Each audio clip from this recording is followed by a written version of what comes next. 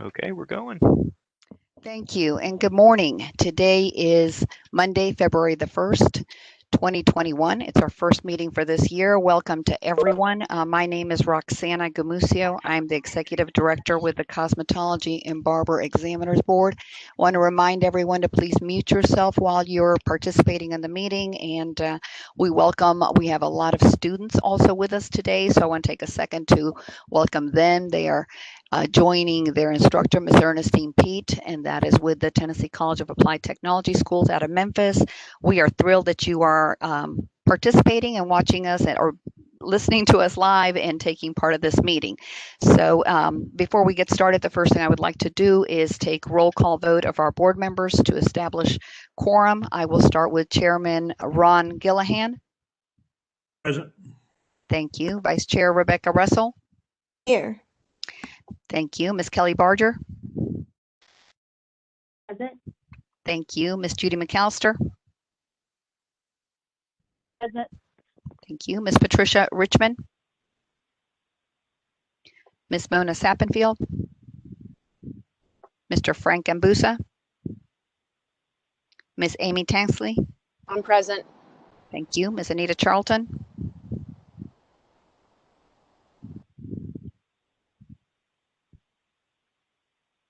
Ms. Anita Charlton. Present. Thank you. Ms. Wybeck Ranger. Ms. Susan Witcher. Present. And Ms. Janie Ross. Present. Thank you. We have 8, which is the quorum that we need to proceed. So with nothing, our roll call vote, I would like to turn it over to Hugh Cross, the attorney for the program, for the statement of necessity, please. Absolutely. According to TCA 844-108B2, if a physical quorum is not present at the location of a meeting of a governing body, the governing body must file such determination of necessity, including the recitation of the facts and circumstances on which it was based, with the Office of Secretary of State no later than 2 working days after the meeting. Furthermore, TCA Section 844-108A3 defines necessity as matters to be considered by the governing body at that meeting require timely action by the body, that physical presence by a quorum of the members is not practical within the period of time requiring action, and that participation by a quorum of the members by electronic or other means of communication is necessary. Today is the routinely scheduled meeting for the Tennessee Board of Cosmetology and Barber Examiners, and the purpose of today's meeting with the members attending by teleconference is to discuss the agenda as noticed on the website earlier. And to accept this statement of necessity, I will just need a motion and a roll call vote. Thank you, members. Would we have a motion? Judy McAllister, I'll motion to approve. Thank you, Ms. McAllister. We have a motion by Judy McAllister. Do we have a second? Second, Kelly Barger. Thank you, Ms. Barger. We have a motion and a second. I will do roll call vote. If those members that have joined us do not get called in, if you can let me know at the end. Otherwise, I'll proceed with the 8 that are participating. Ron Gillihan. Yes.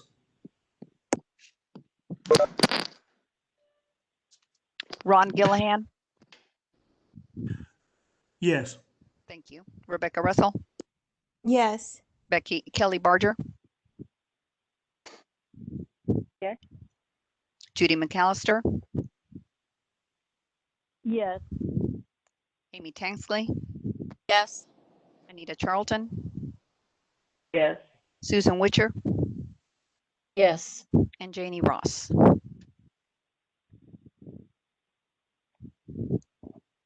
Ms. Janie Ross. Yes.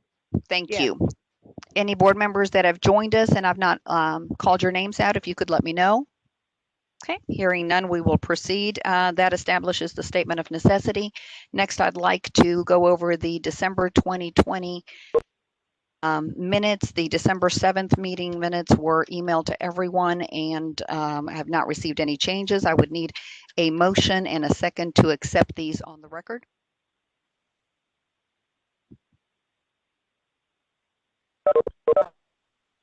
Becky Russell, I make a motion to accept the minutes. Thanks, Ms. Lee. I Becky. second. Was that Ms. Amy Tansley? Yes, I second that motion. Thank you. I have a motion and a second to accept the minutes as they were presented by roll call vote. Mr. Ron Gillihan. Yes. Thank you. Becky Russell. Yes. Thank you. Kelly Barger. Yes. Judy McAllister. Yes. Thank you. Amy Tanksley. Yes. Anita Charlton. Yes. Susan Witcher. Yes. And Janie Ross. Yes. Thank you. Next on our agenda, we have the legislative updates. I will mute myself and turn it back over to Mr. Hugh Cross. Hey everyone, this is Hugh. I believe my notes for the legislative update was sent out last week, but only have one bill to discuss today, and also the rules that I filed. I wanted to give it a quick update on that as well. But the bill is HB 0120. This is a bill that was sponsored by Representative Sam Whitson, and it requires applicants for a technician certificate of registration. Pretty much anyone that's under, the Barber Board's jurisdiction for licensing to obtain this 1 hour of online or in-person training by a nonprofit recognized by the Tennessee Coalition Against Domestic Violence and Sexual Assault on Domestic Violence.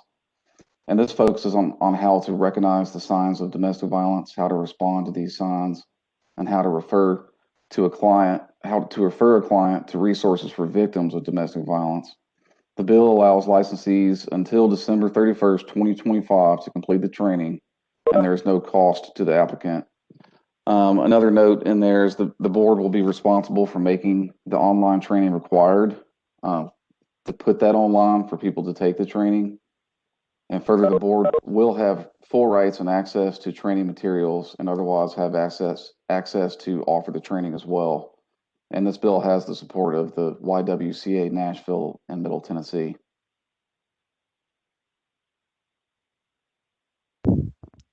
Thank you very much, Hugh, for the update. And you are correct. This was sent to our board members. It's also on the presentation, starting with page 3, and that presentation is available through the secure site. Board members, are there any questions at this time for Hugh?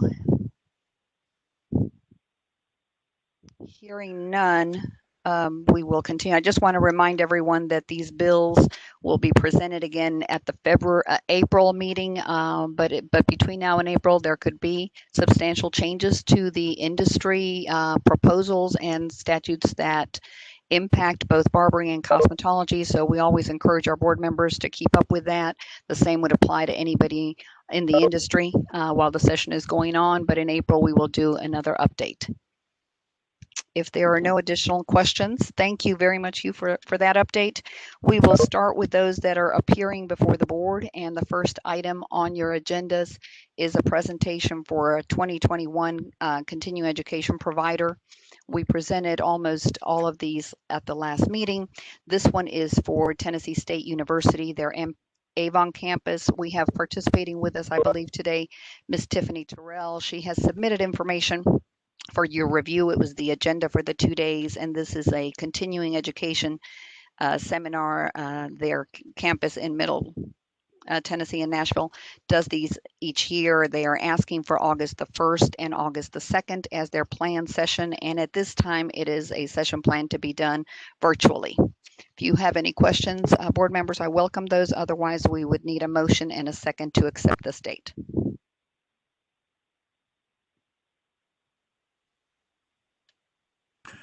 Roxana, this is Ron. I usually attend those in person over at TSU, and I know that Tiffany and her staff do a fabulous job on those. So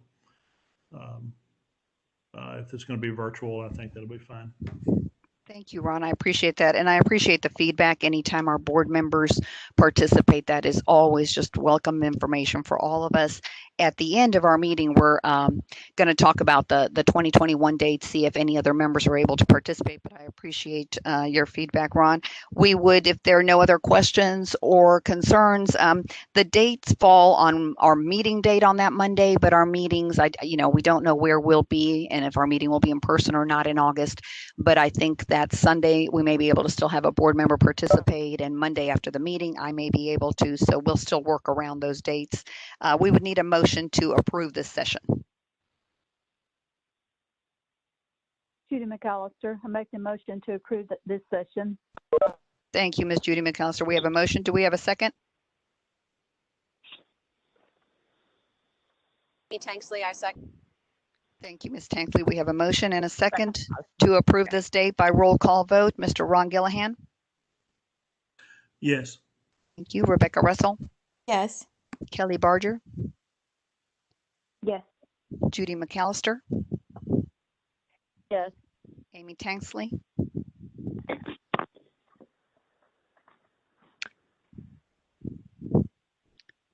Miss Amy Tanksley? Yes, sorry. Thank you. You're good. Miss Anita Charlton? Yes. Miss Susan Witcher? Yes. And Miss Janie Ross? Yes. Thank you. And I think we might have had Frank Gambuza join us by phone. Frank, is that you on the line? Yes, sir. Okay, great. Thank you. Thank you, Frank, for joining us. I know that sometimes the technology doesn't go as we plan, so really appreciate you being with us. I'll have you on my next roll call vote. Okay, thank you. And Thank my you. apologies for being late. We understand. Thank you again for joining us. All right, board members, we are now on our presentation for schools on the items that were put on the SharePoint drive for board members to review. This starts on page 14. The first school that we have on the agenda is the Black Pearl Nail Academy, LLC. This is a change in location. Ms. Diruya Caldwell is participating telephonically with us. This school is located in Memphis. It is 4,000 square feet. The application, floor plan, and updated student agreement were all received timely. I will turn it over to Mr. Gillihan or any other board members that have questions or concerns. As you know, with the change in location, the floor plan is the key to the application. And I always discuss with the owners the opportunity to make any updates to catalog, student contracts, anything else that they wish to do at the time. Thank you. Good morning, Ms. Caldwell. This is Ron Gillihan. I've had an opportunity to go through your submission, and Roxana and members, it's a simple change of location. I didn't see anything out of the ordinary in the paperwork that I reviewed. I always like to ask Ms. Caldwell, are you moving the school a significant distance, and would that present a hardship to your students to actually make the trip?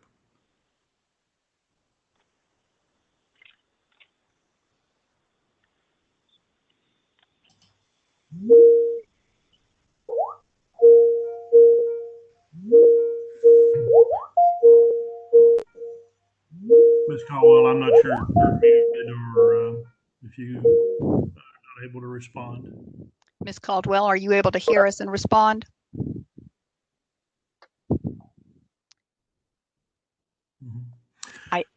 That's okay, Roxana. That is usually one of the normal questions that I have on that. Correct. Think about those students. Again, I didn't see anything that stuck out as a significant change. We're not changing the program or just the location. So normally with these change of location, we still need to send a member or an inspector. Is that correct? That is correct, sir, and I'm glad you brought that up. What we discussed at the last meeting is given COVID-19 and trying to do more social distancing and board members also trying to do, maintain some of their schedules and being pulled in different directions. We discussed that for the change of location, if the school is in good standing during the move, that we would go with a field inspection only and not necessarily require a board member. We always have the option to do that, but I think that was our decision last time and it's worked pretty well. So if it's okay with you, we would move forward with these, just requesting a field inspection.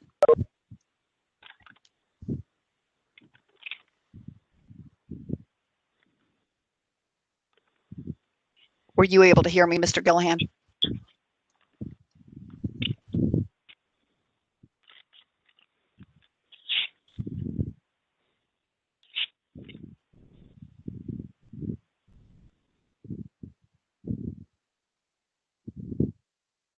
don't think I see or hear Mr. Gillahan. I wonder if he's been bumped off. Ron, can you hear me?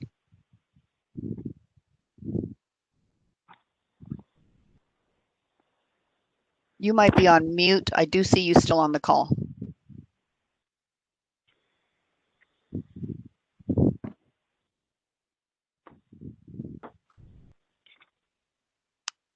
You're on mute now. Go ahead and try again.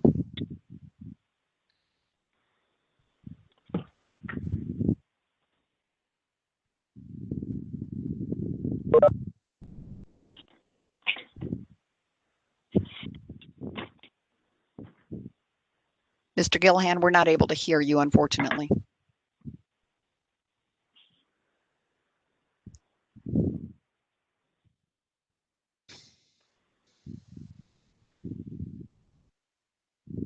Okay, we'll give Ron a minute to see if something's going on with his audio.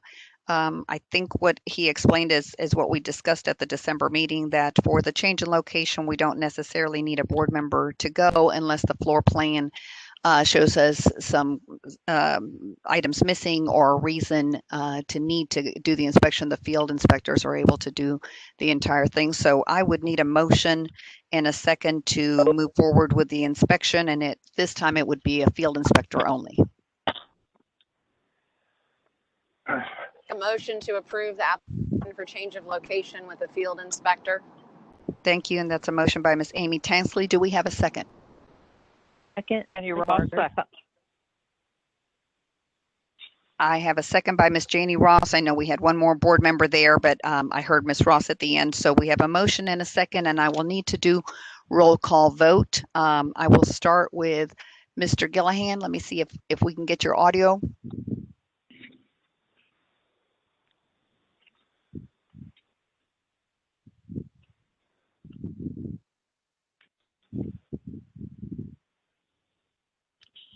Okay, we're not able to hear Mr. Gillahan. We'll send a chat to make sure that he agrees with the motion. Ms. Becky Russell, Yes. Kelly Barger, Yes. thank you. Judy McAllister, Yes. thank you. Frank Ambusa, Yes. thank you. Amy Tansley, Yes. Anita Charlton, Susan Witcher, Yes.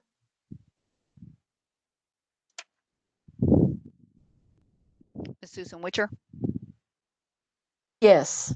thank you. And Ms. Janie Ross. Yes. Thank you.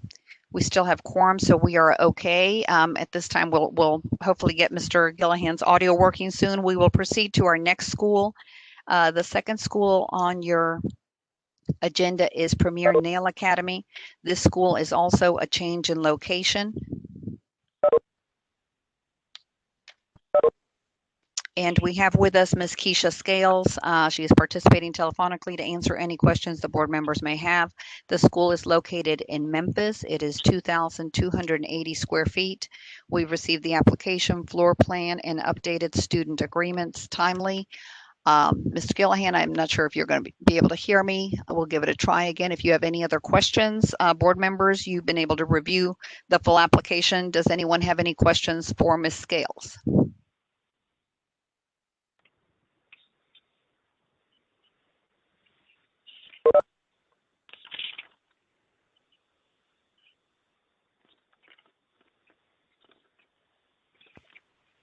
Ms. Scales, I'm happy to ask on behalf of Mr. Gillahan, the move from your previous location to this new one, is it going to impose a hardship for your students? No, ma'am. It's actually in the same building. We actually just moved from the second floor down to a larger location on the first floor. So it's in the same exact building that it originally was before. Thank you so much. I appreciate that. You're so welcome. Thank you for having me. Absolutely. Board members, were there any other questions for Ms. Scales?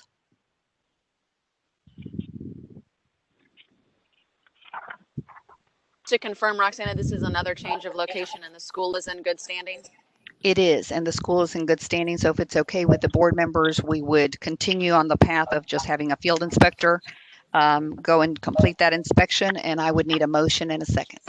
Sure. Then I'd like to make a motion to approve the change of location with a field inspector. Thank you. And that's a motion by Ms. Amy Tansley. Do we have a second?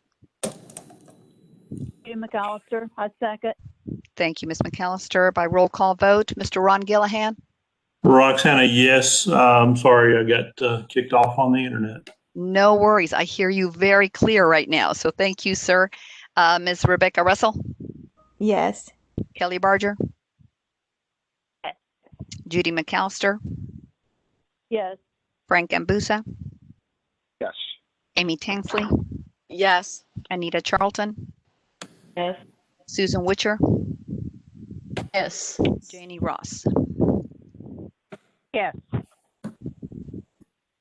Was that a yes, Miss Janie Ross? Yes. Thank you. Thank you, board members. Next on the agenda, we have also, this is a new barber school, Douglas J. Aveda Institute. Ms. LaJanice Allen is participating with us. She'll be happy to answer any questions that you have. The school is, if I could ask everyone to mute yourselves, please. Thank you. The school is 19,000 square feet. This is a new application for a barber school. The curriculum, blank enrollment agreement, the floor plan, 15 student contracts, and the contingency plan were all received timely. I will turn it over to you, Mr. Gillihan, in case you had any questions.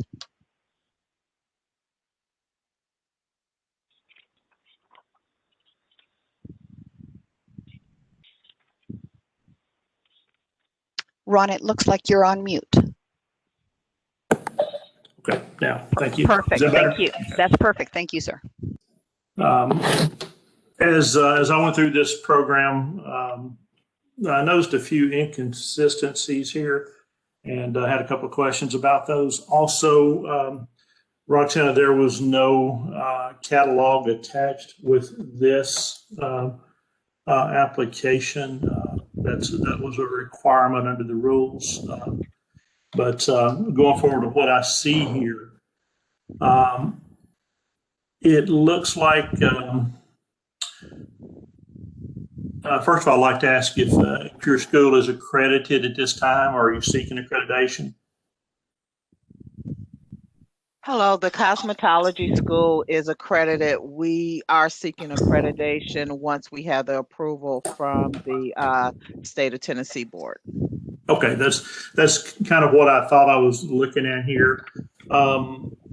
There's some language within your enrollment agreement documents that really gives the impression that the Barber program is accredited also. I think that might be a little bit confusing to your students, while I certainly understand the school and the other programs being accredited. We want to make sure that we're not misleading students into thinking that that program is accredited yet. So that is probably one of those typo things we could fix very easily. Yes, I'm sorry. That was fixed after the submission. We noticed that after the submission, and it was fixed. Okay. Let's see.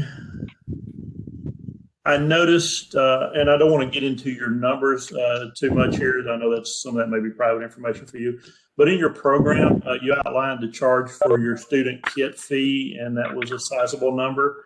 And then you have another area a little bit farther down in your enrollment agreement where you're identifying a charge or a fee for state board kits. That is extremely minimum. I don't know if you have two different kits you're talking about, or if how does the student know which one is which? Could you address that just a little bit? Certainly. That additional fee is charged when the students are preparing for state boards. There may be additional items they have to purchase during the practical portion. However, that is not always the case. Our accreditor for our cosmetology program, NACIS, requires us to disclose any and all fees, whether they occur or not. Yes. Oh, I'm well familiar with NACIS. in that particular instance, and again, this is just something that I noticed. I think that language is probably, could be construed as a little bit confusing for a student, whether they're being charged that or not. That is something that typically we want to make sure that students are able to easily and clearly understand what they're purchasing. Okay. Okay. I noticed that in your program you list, and of course I've seen your schedules there for the different programs, and that's fine. On the Barber program, it appears that you're offering the Barber program to 1,800 hours. Can you explain that one to me? That I will let Ms. DeSalle, who is the Institute Director, discuss that. I believe under, it has changed though to 1,500 hours. Ms. DeSalle, are you on the line? I am, thank you. Yes, I believe that we actually have revised this to be a 1,500-hour program. In the future, we hopefully seek to offer the additional program that would be after the cosmetology licensure.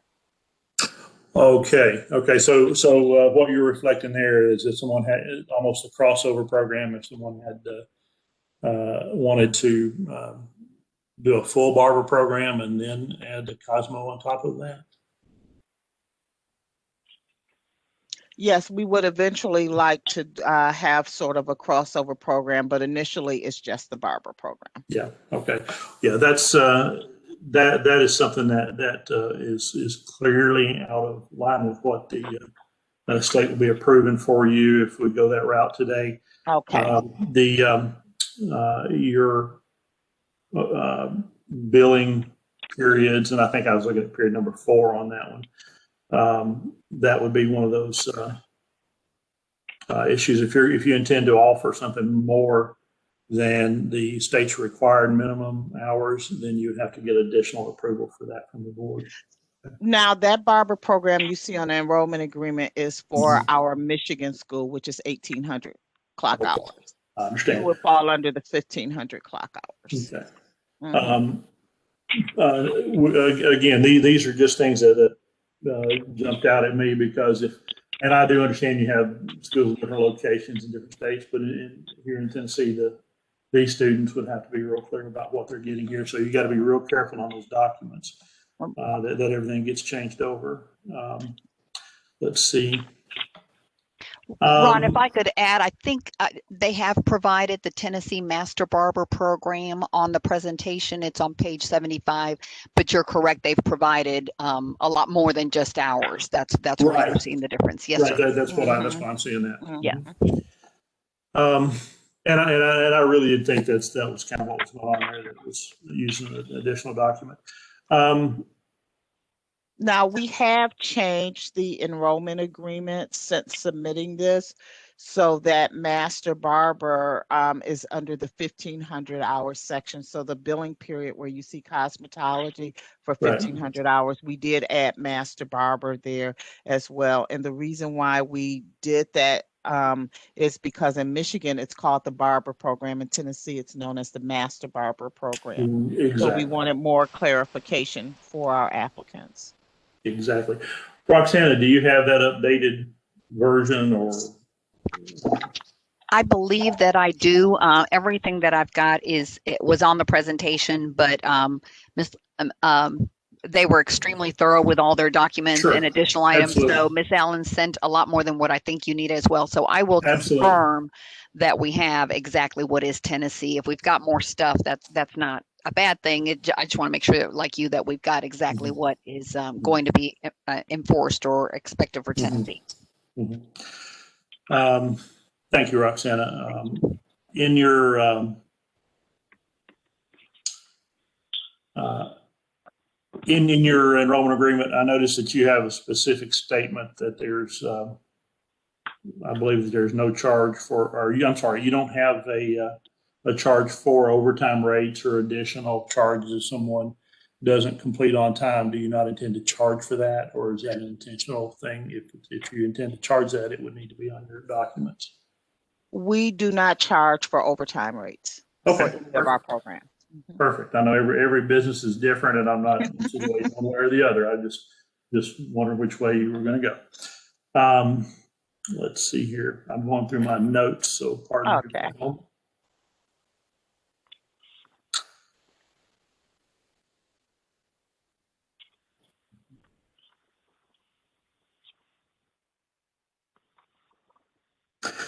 In this particular document, I noticed that you had several references that you were governed by the State Board of Cosmetology. You would also, I know this is getting a little bit picky on that, I guess, but you probably should also say the Barber Board, because they do. It is one board, of course, but it would look like you're only possibly leaning towards cosmetology classes, and with the other information being on the contract, I'd just like the students to know that they're clear here in Tennessee. That is the Cosmetology and Barber Board. Yes, that is on the final enrollment agreement that was updated. Yes. Okay. Okay. You did answer part of this for me already. So your school is accredited in Tennessee, so I know that you're as cosmetology already. So I know that portion of the school is already approved by the Tennessee Higher Education Commission. And so the language in your contract regarding referrals to THEC or NACDS and your accreditors and so forth, if we have any complaints or issues, that's well founded.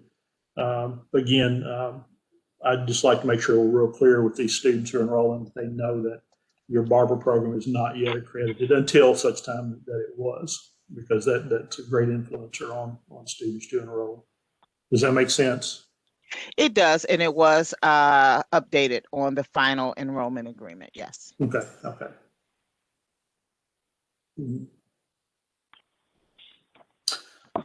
Let's see here. I'm almost to the bottom of my list. Oh.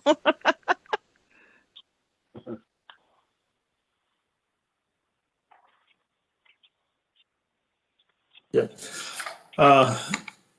It looks like an excellent program, and I'm certain I know the quality of the programs that Aveda offers with their cosmetology and their other outlets. I'm not concerned at all that this won't be any different. Just a few little things to clarify in your enrollment agreement as far as I'm concerned. Roxana, again, we did not receive, or I did not receive the catalog on this one, and that is a requirement so we can see the policies. I don't know how the board members feel about that. If we need to have them submit it, I hate to hold the program up, but that's a pretty big omission right there. And Ms. Allen, you've sent me a lot of items, but I think Mr. Gillihan's correct. I don't remember seeing the catalog, but I'm certain that you have one. It's a matter of does your catalog now include the Barber program in it? Is that something you'd be able to send me? I believe I sent it, but Yeah. I'd have to go back and look at my information, because some of the information was not able to be uploaded via the website, and we had to send it electronically. Not a problem. So Ron, if that's okay with you and the board members, the catalog, generally we don't, it does include a little bit of everything, but I did see their refund policy on the contracts and everything else that is needed. Mm-hmm. If the board members are okay motioning and just making sure that I receive it, I don't have a problem making sure that that's there before we send a field inspector out. Mm-hmm. Mm-hmm. Let me ask you a question, ma'am. The catalog for the Barber program, is it essentially the same catalog that we already have on file for your cosmetology program with the changes in the language reflecting Barber? Yes, it is. It just adds the Barber program. It denotes it as a non-financial aid and non-accredited program. Okay. Because we're not eligible for financial aid yet. Mm-hmm. And it also has your Barber program curriculum listed. I know we have some of those documents here already. Okay. Yes. Mm-hmm. Okay. Okay, Roxana, in this specific case, since we already have the sister document to this, I think I would be okay with this one going forward with the inspections as appropriate here, as long as we get those changed out and sent to you before we have the inspection. Perfect, sir. Thank you. I will I will definitely wait on the catalog if I don't have it and make sure that everything else has been updated and is in the license file. And if it is okay with you and our motion, because the school has been open, the building itself is the same. They're just splitting the programs out. Are we comfortable with a motion to just send a field inspector, or do we need to also include a board member? Well, I would be fine with just a field inspector in that scenario. Okay, that sounds great, sir. I'm making a note. Okay, hearing no other questions, or if anyone has anything else, please let me know. But if not, we would need a motion and a second to proceed once I receive and make sure that all the updated documents are in the license file and then receive the catalog. I would be sending a field inspector out. I make a motion to approve. Thank you, Frank. We have a motion by Mr. Frank Gambusa. Do we have a second? Judy McAllister, I'll second.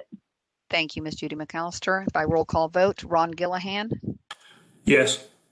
Thank you. Becky Russell. Yes.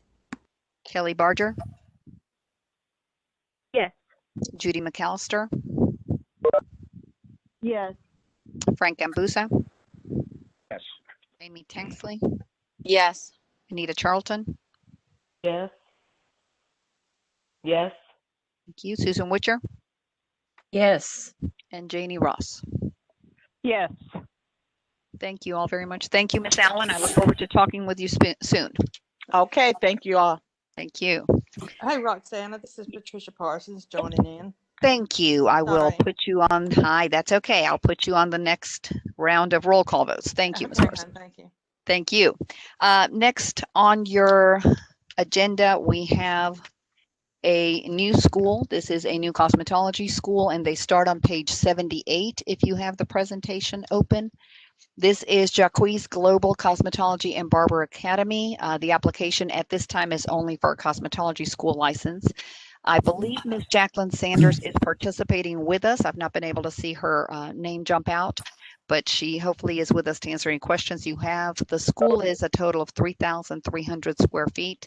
The new school application, curriculum, the blank enrollment agreement, the floor plan, and a contingency plan were received timely. Mr. Gillihan, I'll go ahead and turn it over to you for any questions you have, and anyone that is participating on behalf of the school hopefully will be able to unmute themselves and answer your questions, sir. Okay. Thank you, Roxana. Just sort of starting at the top, this is a cosmetology school. It's a cosmetology program. If they're advertising that they're a barber academy as well, I'm not sure that that would be appropriate at this time. I understand signage and branding and those kind of things, but if someone sees that Barber Academy on there and they come up to enroll, that's a little bit misleading.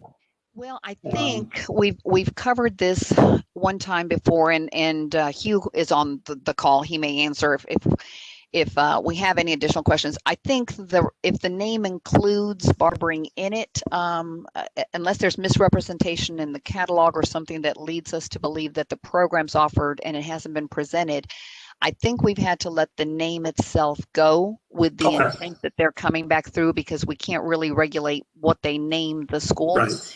So that's that, but I understand the concern, and I have those conversations as well. But that's kind of the conversation we've had in the past, that if their intent is and the name includes it, we're okay, but that the information handed to students, the catalog should be very clear that it's not offered now.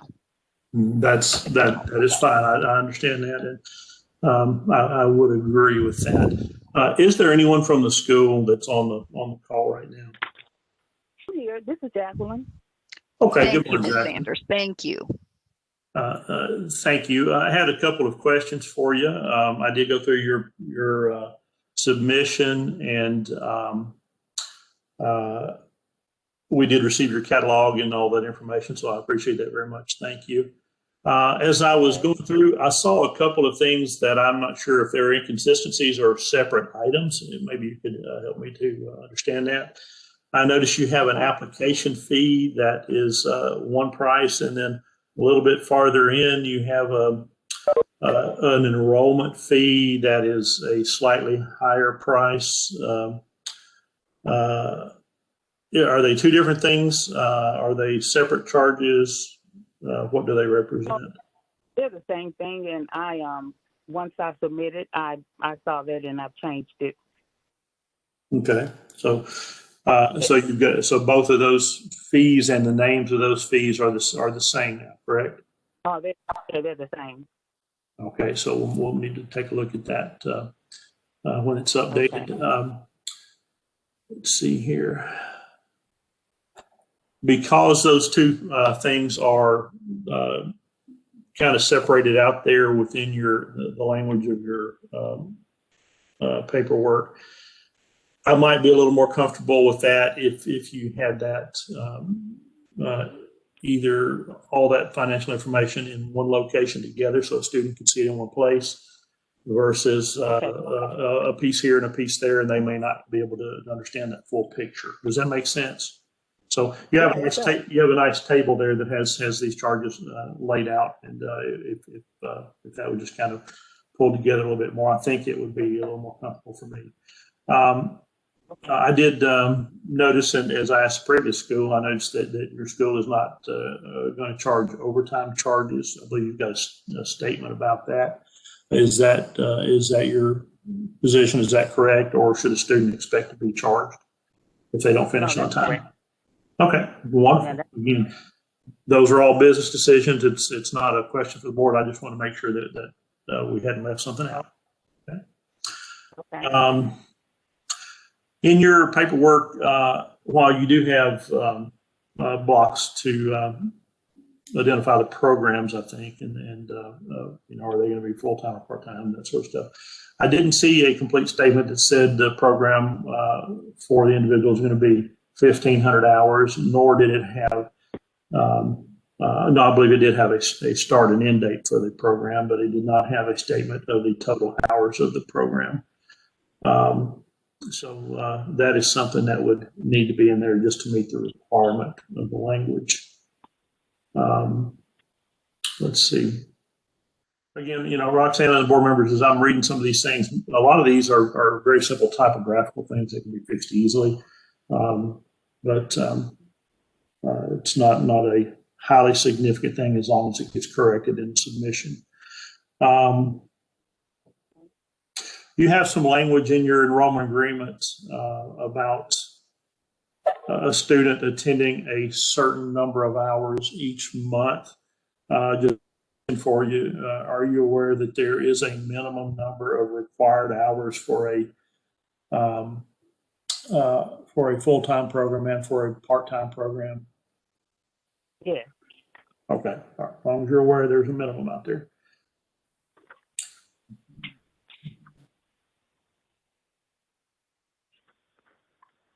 Okay. I'm just moving down my list.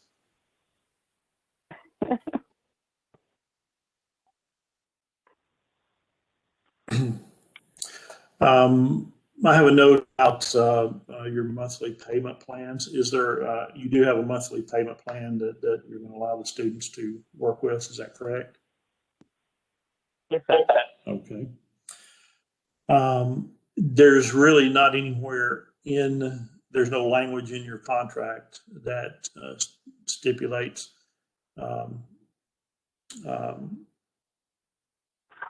that the payment plan is part of the enrollment agreement, when that would start, when that payment would start, when it would end, what the amount is.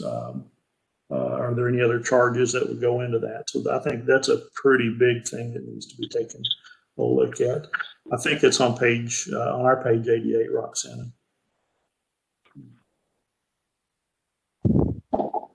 And you have some language about a student being responsible for the state license fees after 7 months from exiting the program. Didn't quite understand what you meant with that. Could you explain that for me?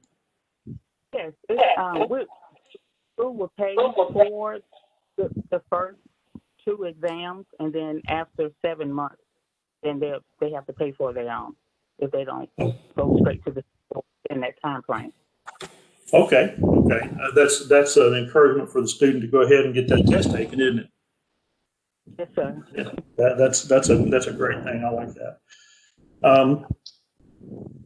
I think that if I could interrupt, I apologize, Ron. Sure. If the statement is for the license fee, you may want to correct that. Yes. You mean for the exams, because there's a big difference. The exams Absolutely. are 2 and they're $70 each, whereas the license fee, they have 6 months to obtain after passing the practical, and that's $60. So just make sure that your language explains that it's for the exam, or you might have students looking forward to you paying for the license as well. Okay. That makes sense. I apologize. Thank you, Roxana. That's exactly what I was trying to get out there. Okay. But, appreciate that. Yeah, I think we could probably maybe take a look at that language and clarify that a little bit better.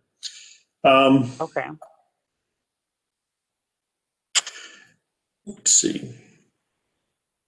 I have a note here. I know. In your admission requirements, you still have a statement that is requiring a high school diploma, and the rule has recently changed on that. Roxana, you might help her along with that, but I've noticed that in several of these documents that there are some of the others as well.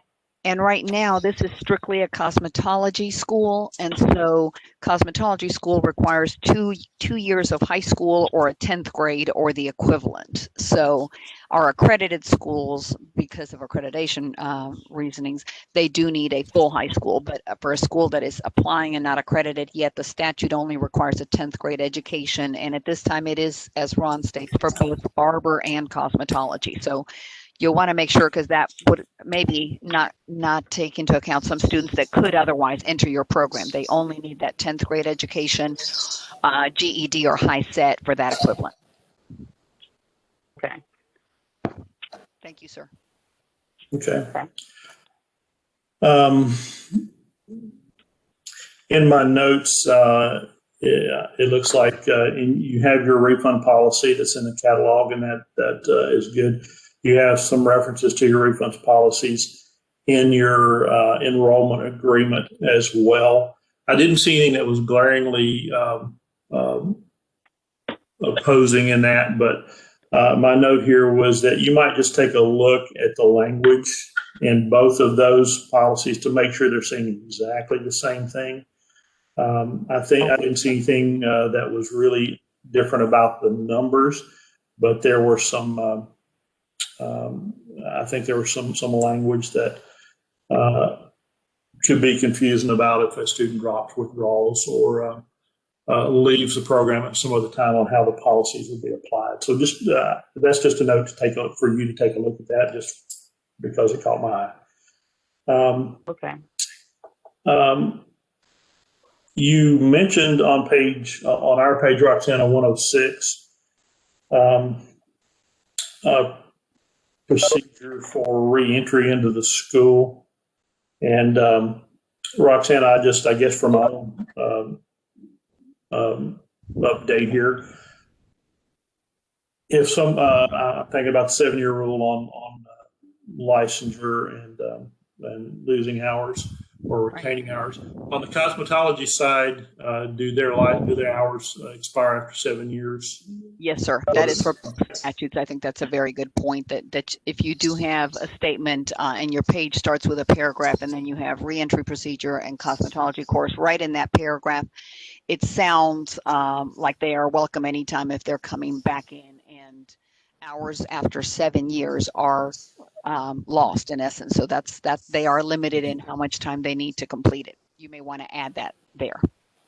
Yep. Okay. Yeah, you're always welcome, of course, to accept people to come back into school, but if you're telling them that their hours may still be available and they can pick up at the exact spot, they may presume that they still have access to those hours after that length of time, and they might not. So, That's a pretty big catch on that one. Yes, that is. Okay. Okay. Roxana, I think that, and members, that's the end of my notes on this school. I felt like the catalog and information was sufficient. I know that we have several corrections and changes to make on this. I think most of them are the type of things that can be corrected in an email and gotten to the board pretty quickly. But I don't see anything strongly significant enough out of this to have them represent, in my opinion. So you all have yours. I'll stop now, Roxanne. Thank you, sir. Board members, anyone else have anything that Mr. Gillihan does such a thorough job at going over this? Thank you. I can't thank you enough. Anyone else have anything else to point out? And I've made notes, as well as what I recommend to the school owners before we send the inspections out is that they go back and listen to everything that has been pointed out so nothing is missed. And then I go through my list to add to the file and take care of that before an inspection is requested. So I will make sure to do that. Any other questions, board members? This school is located in Shelbyville, and because it is a new school, I would recommend that we send a field inspector and board member. And at this time, I just don't know which one of our board members is closest to Shelbyville to see if that is going to be an inconvenience or not. Mr. Gillihan, do you have any thoughts? I think we need to send both, Roxana. I would be happy to do it. Unfortunately, I'm not permitted because I'm a school owner as well. Correct. I don't know who we have out there. Yeah, well, we will find someone from our Middle Tennessee area and make that drive. So we will proceed with both inspections. If there are no other questions, board members, regarding this particular application, I would need a motion and a second to proceed.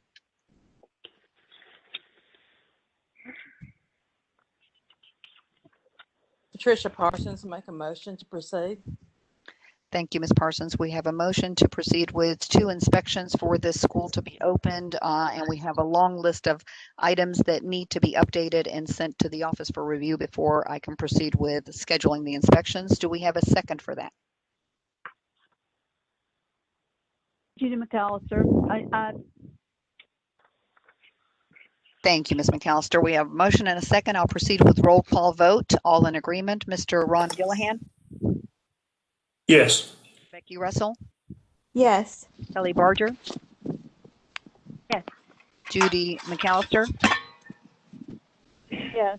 Patricia Parsons? Yes. Frank Ambusa? Yes. Amy Tansley? Yes. Nita Charlton? Yes. Thank you, Susan Witcher? Yes. And Janie Ross. Thank you all, and thank you, Ms. Sanders, for being on the call with us. I'm sure you and I will connect soon. Thank you. Thank you for having me. Next on your agenda, we have a new barber school. This is Hunt's Barber Academy. Mr. Brandon Hunt is participating with us. This school is 1,900 square feet. The application, the curriculum, blank enrollment agreement, floor plans, 15 student contracts, and contingency plan were all received in the office timely. This application starts on page 115 of the presentation. The name of the school was not entered correctly. The name of the school should be Hunt's Barber Academy. And Mr. Gillihan, I'm happy to turn it over to you for any questions. Thank you, Roxana. Mr. Hunt, are you with us today? Great. Okay. I see you on our list here. Hello. Thank you for being with us this morning. Had just a couple of questions about your program here, if you don't mind. Let's see here. In your contracting enrollment agreement, again, Roxana, we have this issue about requiring a diploma. Mr. Hunt, is your school accredited? Are you planning on achieving accreditation as you go through this process? have accredited them, but I do plan on trying to get accredited. Okay, great. And Ron, Mr. Gillihan, if I could interject on the application that he has the student information to the far right, he has previous education, high school, GED, college, or other. We had the conversation so that Mr. Hunt could be aware that 10th grade education is all that is requested right now. And under the other, he would mark if there's only 10th grade or 11th or so forth. And so I think he has them as options as opposed to mandatory items, because in his contracts, that's how the students have marked which level they completed. Right, I understand. Roxana, what I'm looking at here is on page 119, I believe, of our sheets. In the enrollment guidelines, all applicants must be at least 16 years of age, so forth, 2 years of high school. I'm sorry, I misread that. It says or have a high school diploma. That's I apologize. So, no, you're that would be okay. I just missed that or in there. Okay. And I'm glad you pointed that, Mr. Hunt. The age requirement for barbers at this time is 17, not 16. If you can make sure, and I think we caught that on your contracts and you have it updated. But if not, I just want to make sure to point that out too. Yes, ma'am. Okay, great.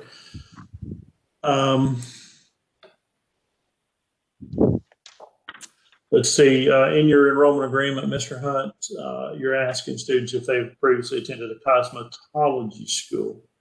Are you intending to know if they went to a cosmetology school, or did you intend that to be to find out if they've been to a barber school in reference to transfer hours or so forth? Yes, just for the transfer hours. Okay, then cosmetology hours wouldn't necessarily transfer into that. So that's just one of those little typo things that you could probably easily fix. Let's see here. Not like transfer. You know how they can be a cosmetologist and they want to turn into a barber. That's why I had it under. Okay, well, that's a little unclear on that one, so you might want to take a look at your language on that. I just know that you do have a refund policy. You had your emergency plan and those sorts of things. You have your plan for the COVID restrictions in Davidson County. I believe that's what that looks like. Mr. Hunt, as I go through this, so I even went back and took a look at at just the list that is on the state board website that has, you can go under the rules and laws window, and there's a listing of items that are required to be in an enrollment agreement, rights and obligations to the student, how many hours of the week, and or how many hours they're going to attend, and what number they're going to attend each week. All the costs and any other costs are supposed to be listed. Grounds for termination, refund policy. I can go on. You can read all these for yourself. Conditions for graduation are supposed to be in there, and the acknowledgement that the student has read and understand and received a copy of their completed enrollment agreement. You also have in there a statement that says in the event of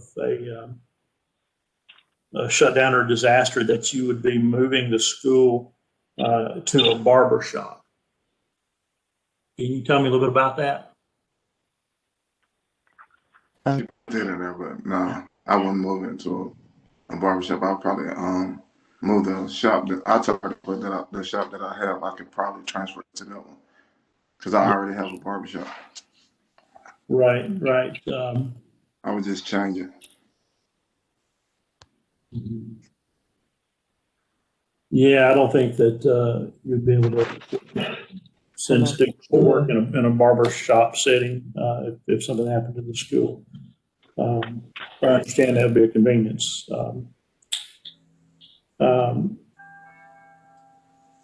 When I'm looking at this application for the members. There is the list that I just read off, and also there's no catalog that's been included with this. Personally, my opinion is this particular application is far lacking. It does not have a significant amount of the required information in it, as well as the enrollment agreement just doesn't appear to be complete at all. Mr. Hunt, of course, I'm just one person here, but as I review this one, members, I think my recommendation would have to be to have Mr. Hunt go through this application again and make the necessary corrections and make sure he has all of the necessary information in the enrollment agreements and represent at the next meeting.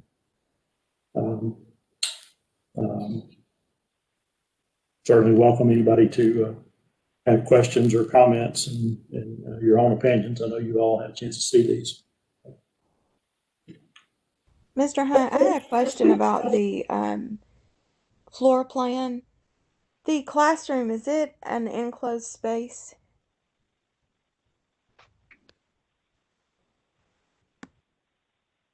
Excuse me. Hello? Yeah. Mr. Hunt, were you able to hear Ms. Russell? Yes, ma'am. Yep. Yeah, I need, whoever is speaking, I need you on mute if you could. Right now, we are doing a school application. It is the Hunt's Barber Academy, new barber school. If you'll review on the agenda, that is the individual that is right now answering the board members. Mr. Brandon Hunt, I'll go ahead and let you answer. Ms. Russell, please. Yes, ma'am. It's enclosed. Okay, it appears that 3 of the shampoo bowls for your clinic floor are inside of the classroom. Is that correct? It's divided by partition. So the shampoo bowls are part of the clinic, but not part of the classroom. Okay.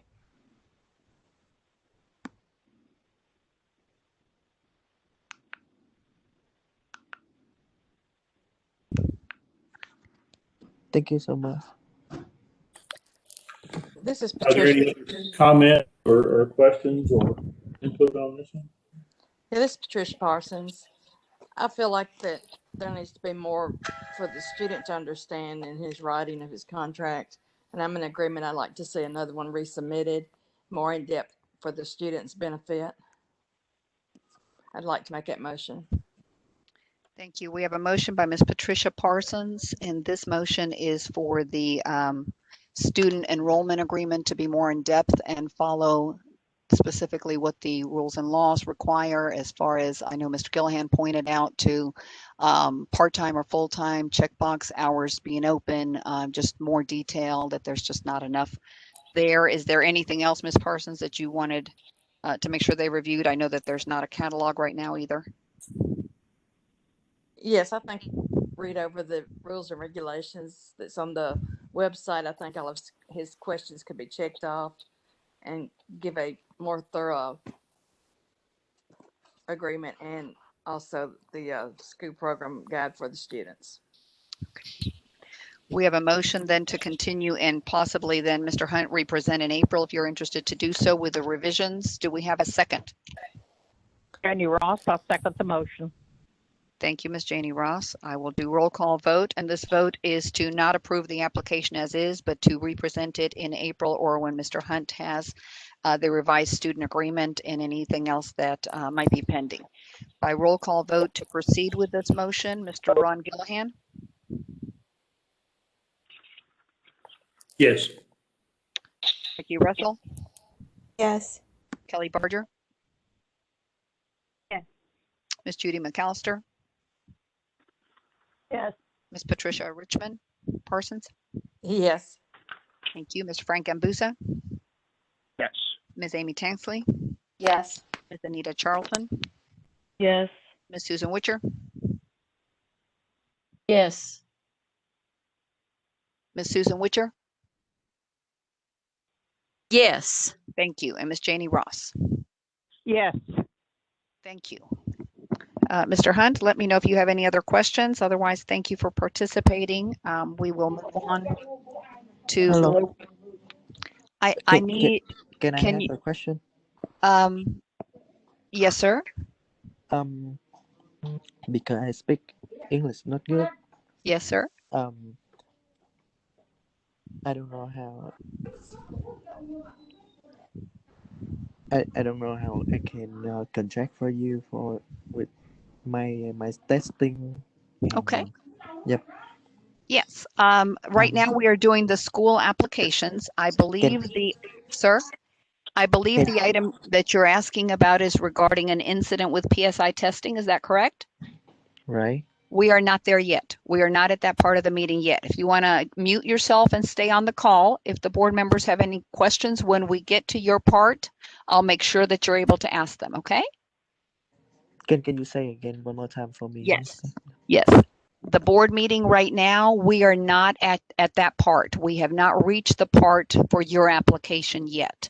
We are looking at school applications right now. They are listed on the agenda. So if you could mute yourself, and we will continue with the agenda. When we get to your portion on the incident with PSI, I will make sure you're able to answer questions. Okay? Yes. Thank you, sir. All right, next we will continue. This is Global Beauty and Barber Institute. And on the presentation, it starts on page 133. If you'll give me just a minute to make sure. Yes, sir.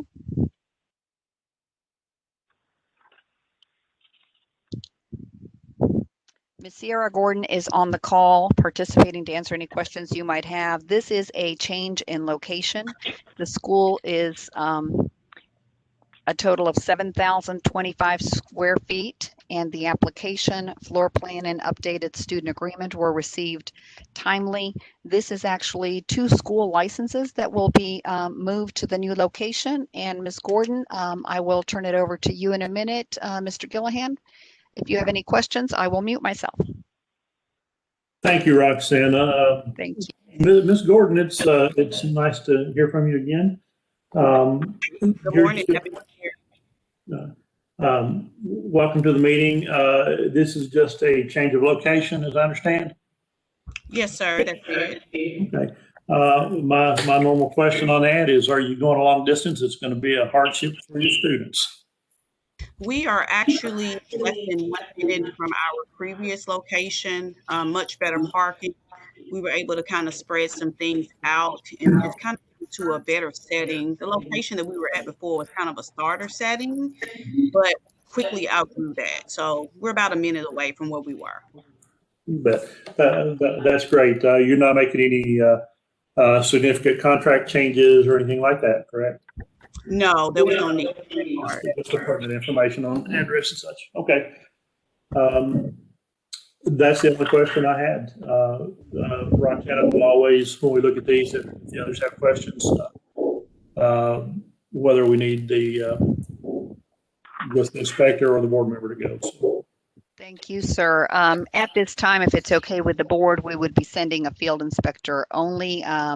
It's a new location, but the school's in good standing, of course, and it makes it simpler to just obtain that one inspection. And if the board members have any questions, I welcome those. Otherwise, we would need a motion and a second.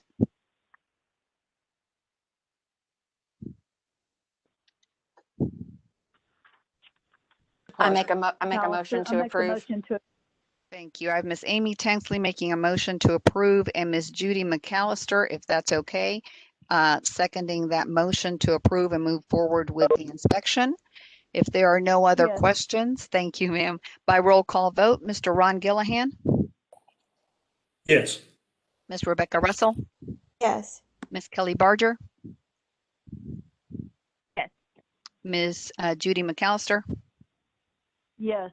Miss Patricia Parsons?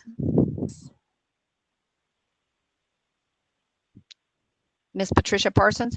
Yes. Thank you. Mr. Frank Gambusa? Yes. Miss Amy Tanksley? Yes. Miss Anita Charlton? Yes.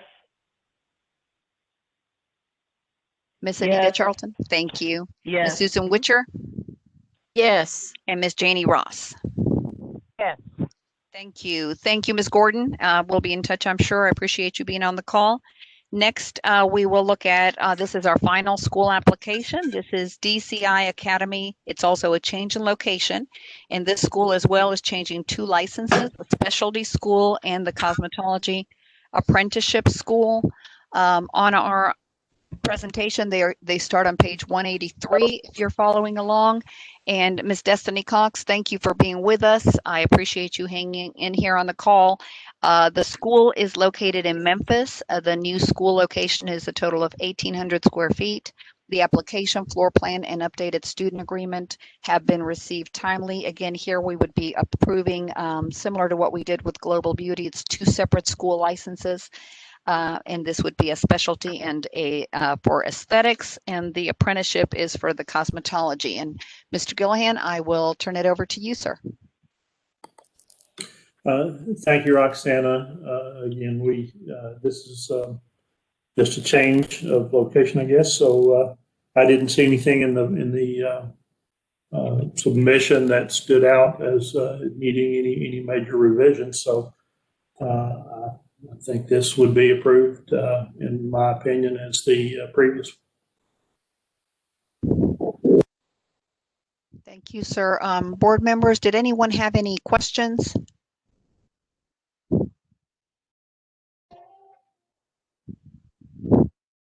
Okay. Hearing none, this school as well, being a change of location, would be able to move forward with just a field inspector. If that is the case, we would need a motion and a second to proceed. Patricia Parsons, I'll make a motion to proceed. Thank you, Ms. Parsons. Do we have a second? Randy Ross, second. Thank you, Ms. Ross. I will proceed with roll call vote. Mr. Ron Gillihan? Yes. Becky Russell? Yes. Kelly Barger? Yes. Thank you. Judy McAllister? Yes. Patricia Parsons? Yes. Frank Gambusa? Yes. Amy Tansley? Yes. Anita Charlton? Yes. Yes. Thank you. Susan Witcher? Yes. And Janie Ross? Yes. Thank you. And thank you, Ms. Cox, for being on the call with us. I'm sure we'll be in touch. Thank you. Thank you. The last item before I turn it over to legal for our legal report is I wanted to update the board. DAY College of Cosmetology was approved at the December 2020 board meeting pending updates. That school owner was not able to participate at that meeting, and we did note several updates that were needed. They were all received in the board office. However, a board member was not able to do the inspection given the holidays, the distance to the school, and due to COVID-19 concerns. Both board members that I checked with were not able to join, but had no problems, letting me know that they would be fine if we proceeded with the field inspector only. Again, the school was only doing a change of location. It has been opened for quite a while and in good standing.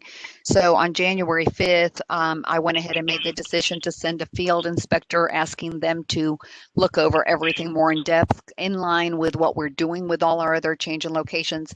But in December, we had motioned to send a board member as well. So I wanted to let the board know that we weren't able to do that. Neither of our members in that area were able to do that, and the school had a grand opening planned after the holidays in commemoration of a deceased son. It was very important to them, and they met everything on the inspection as well as the documents. So if I could just have a motion to rectify the fact that only a field inspector went, but there again, she actually went out on 2 different occasions to make sure everything was in order, and this would be for DAY College of Cosmetology's change in location from December. Patricia Parsons, I make a motion to accept the field inspector that inspected from the December meeting. Thank you, Ms. Parsons. I appreciate it. And we would need a second, please. Judy McAllister, second. Thank you, Ms. McAllister. And we have a motion and a second, and I will do roll call vote. And again, this is a school that already has received the inspection and has been approved to open back to the students since early January. Just there was no way they could wait, and we could not get a board member to be able to go out there. So by roll call vote, Mr. Ron Gillihan? Yes. Becky Russell, Yes. Kelly Barger, Yes. Judy McAllister, Yes. Patricia Parsons, Yes. Frank Ambusa, Yes. Amy Tanksley, Yes. Anita Charlton, Susan Witcher, Yes. and Jamie Ross. Yes. Thank you very much. Thank you, board members and all of our school owners. We are now on to the legal report on the agenda. After the legal report in our miscellaneous items, I know we have a member that is joining us.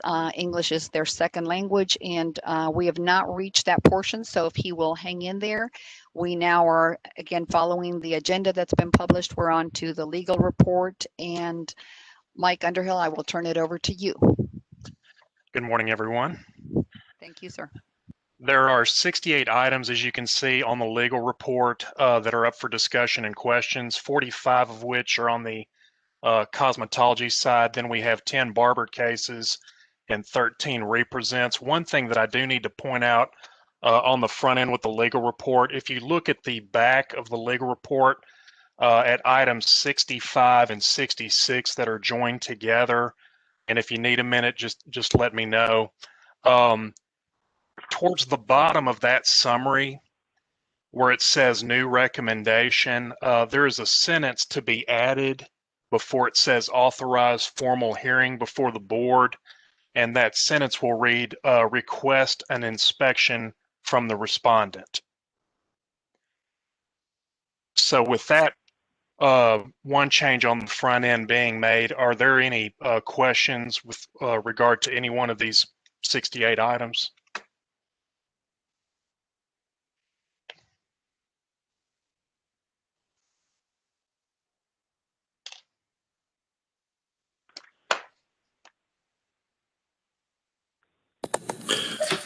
Mike, this is Ron.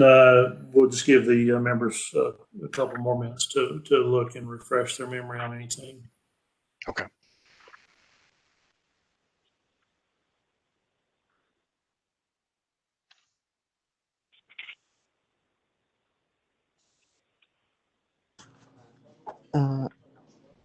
I'm sorry.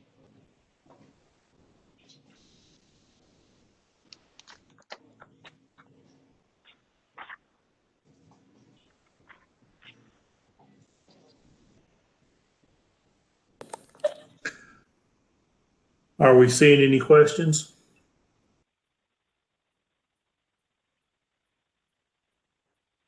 I'm sorry. I have some question. Is this Mr. Hong? Yes. Mr. Hong, this is Roxana. I'm the executive director. We are not at your part yet. We are still doing the rest of the board meeting. I will make it a point to let you know when we get to your piece so that you can ask questions and so that the board members know you have been very patient and waiting. Is that okay? Okay. We're not there yet. So they're not looking at your stuff yet.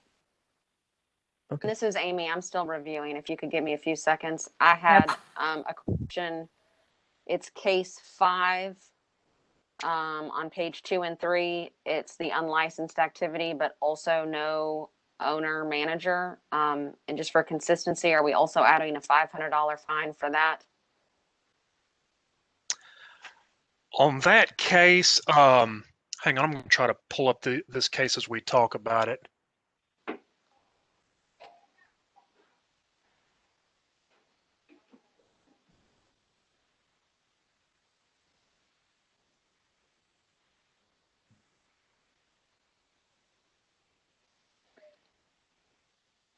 I'm not trying to be nitpicky. I'm just looking at consistency to see if we're applying that $500 fine across all of these, or. No, that's fine. Hang on, I'm looking at the notice of violation.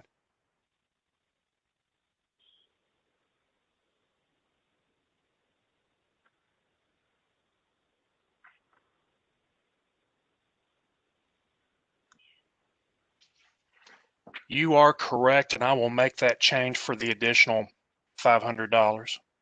Okay, is that the same for number 7 as well? It's a expired shop license, and also no manager.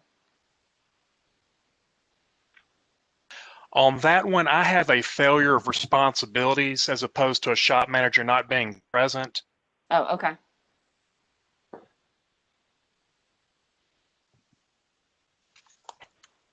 But on number 5, I will make that change. Okay. Thank you. I'm going to keep reviewing. I appreciate it.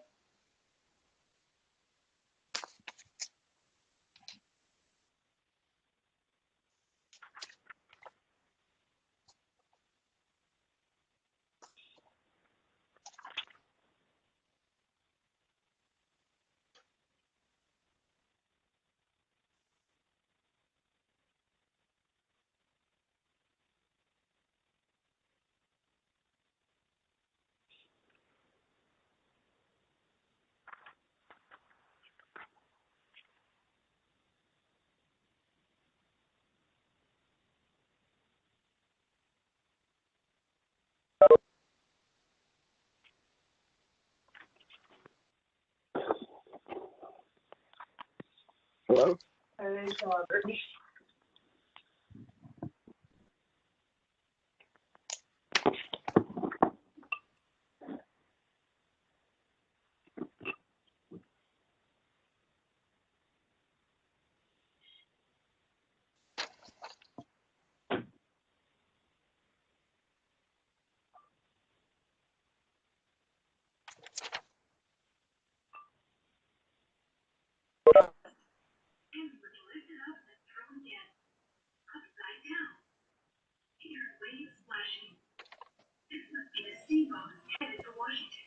Could everyone please mute their volume?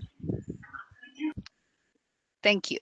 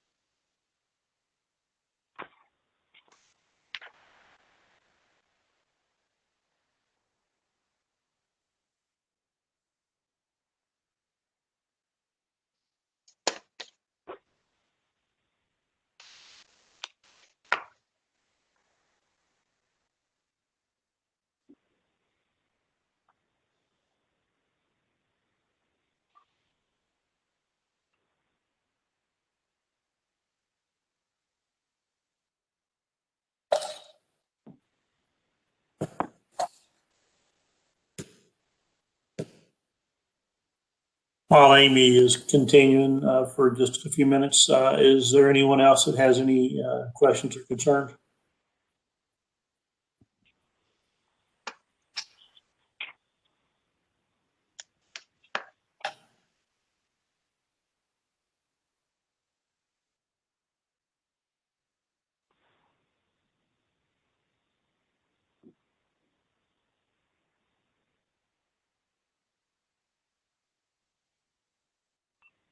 Ron, if everyone else has reviewed, please don't wait on me.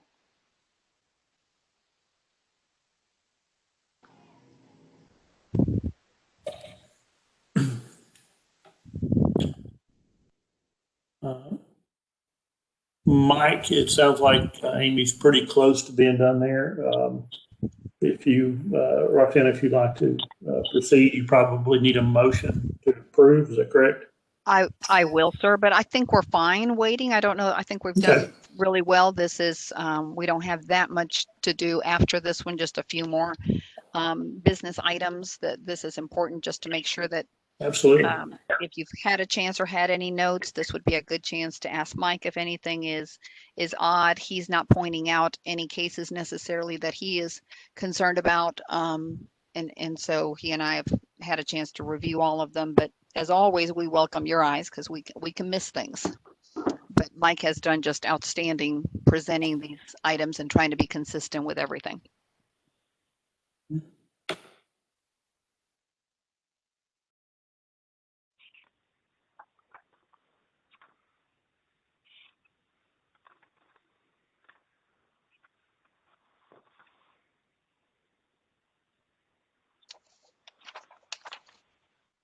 ask a silly question? Sure. I'm looking at case 37 on page 13, and it just references the hair braiding certificate. And I know that's relatively new. Roxana, could you elaborate on how that certificate is received at this point, since those folks don't need a license anymore? Absolutely. It's a great question, and I'm happy to do that. In essence, especially those that are licensed from our board and anyone joining us, when you pay for your license, that initial fee, if you're coming within Tennessee, is $60, and you obtain a large wall plaque or license that you need to post, and then the small card. For the hair braider registration, the actual large license does not print. It is only the small card. So there is obvious, something that an individual registered as a hair braider has that they can carry on as a pocket card, and it is what they need to show if they are working somewhere and a field inspector asks for it. So they do physically get a card, but just as important to that, they are still in our database. So our field inspectors can go straight into our system or use verify.tn.gov and pull up all of our registered hair braiders. And right now we have over 1,400 that are registered since the law went into effect. So it's not that different from a license. It's a registration card. It's $30. It's good for 2 years, just like a license would be. Has their full name. When they register, we get date of birth, social security number, all that same information, except all they need is the 16 hours of health and hygiene certificate in a course. And then we are able to register them. Does that help and answer your question, Ms. Taxley? Yeah, I guess I'm just learning. So it's not a license per se, but it is a certificate, and we treat it the same as a license. Yes and no. So we don't refer to it anywhere as a license. It is an actual registration only. They will only get the pocket card. So the 8.5 by 10 size paper, if you will, normally prints a large certificate that you see when you go to any of that you've got in all your salons, right? In all your barber shops, and that's large, that gives their name. That does not exist for the hair registrant. The only thing that exists is the little pocket card, if you will, but they are in our database. Their name can be searched for hair braider registration. They're no different as far as needing to register. They just don't get the large wall item to hang. And of course, they can work in a shop, and then the shop would have to be noted. If it's not a licensed shop, they can still work and offer hair braiding in a shop that isn't necessarily licensed by us or inspected, but they themselves still have to be registered and make sure to do those 16 hours. Gotcha. And then in this instance, if they don't have that card and they haven't registered, the fines follow the same as licensed? Yes, exactly. Great question. Yes, ma'am. Okay. Thank you for clarifying. Absolutely.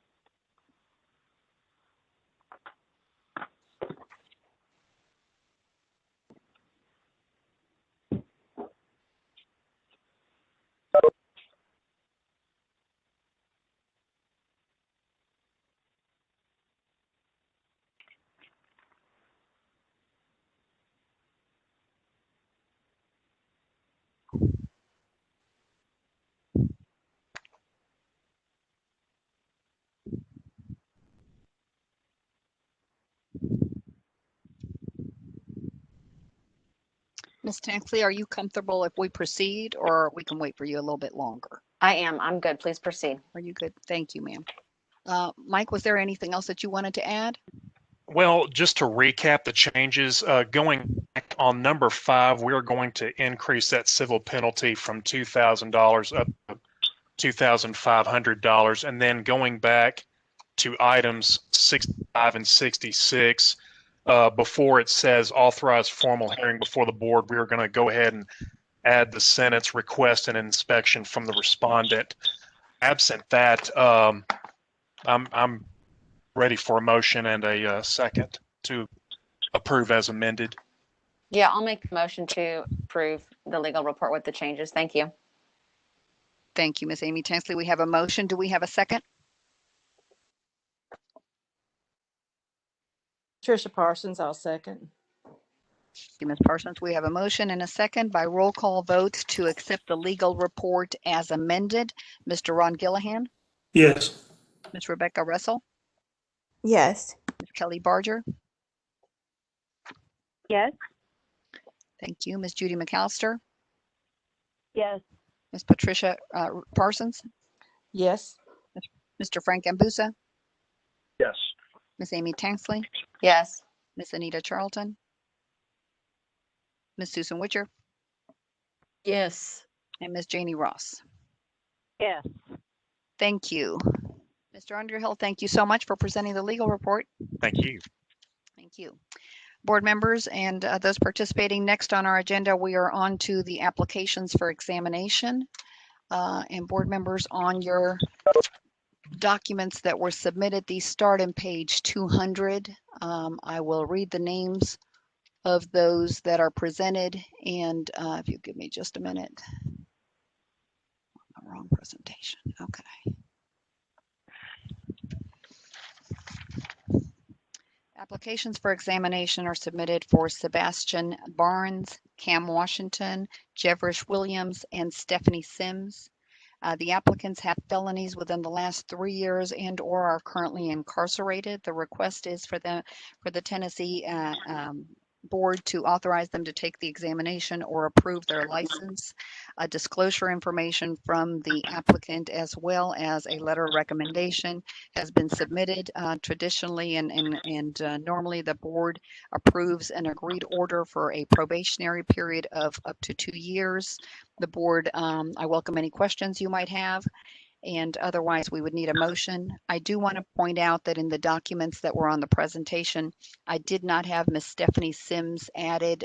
She came before us either Thursday or Friday with her documents. This individual does have a felony. She is licensed currently as a cosmetologist, and her application is for a barber license, and the felony is within the last 3 years. It is not a felony of any different than those that we present. I didn't see any reason for concerns with what she presented, and as stated, she is actually already a licensee of ours. I do have a letter of recommendation from the school she attended, so I have added her as one of the 4 individuals that we will be doing agreed orders, and welcome any questions the board has.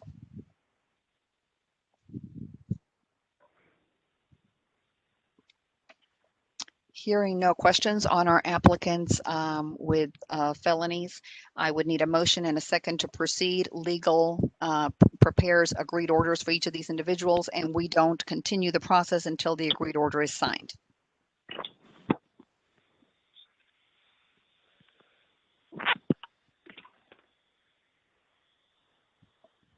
Judy McAllister, the motion to approve with the 2 years agreed probation.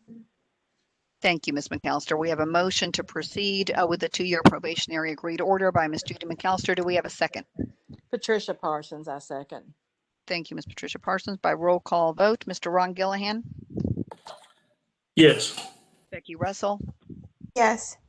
Kelly Barger, Judy McAllister, Yes. Patricia Parsons, Yes. Frank Ambusa, Yes. Amy Tansley, Yes. Anita Charlton, Yes. Susan Witcher, Yes. and Janie Ross. Thank you.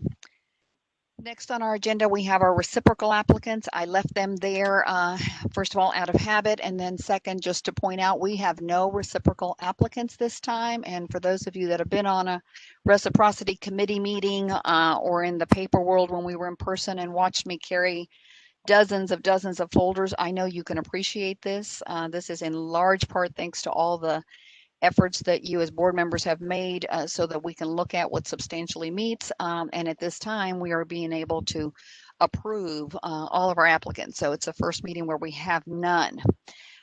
We will move ahead to our miscellaneous presentations, and these start on page 219 of the presentation I submitted. I will start with this is a request to waive the need to retest. It's pursuant to Rule 0440-1-.10, which states that an applicant must apply for and pay for an original license within 6 months after passing the examination. The board may, for good cause, waive this requirement. The board has previously given me the authority to approve those extensions for up to 6 additional months. This would be for a maximum of 1 year for good cause. We are presenting Ms. Erica Lindsay. She's provided an explanation that says that she did not have the results of her exams in order to provide those online. She wasn't able to complete that online application, and she also struggled with financial issues in order to be able to pay for that license, and that is the reason for her delay. She passed her practical exam on August 26th of 2019. She's requesting that the board waive a need for her to retest. And I would need a motion if that is the case, and then we would be able to license her. If not, she would need to take both exams again.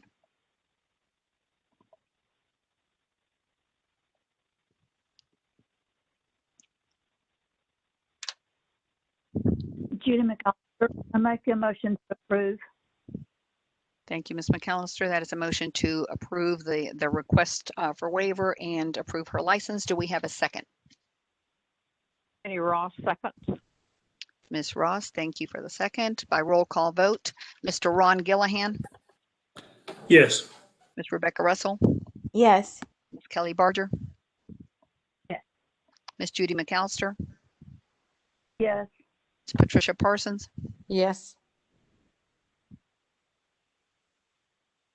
Ms. Patricia Parsons. Yes. Sorry, I'm Thank having you. a little delay. You're good. Mr. Frank Ambusa,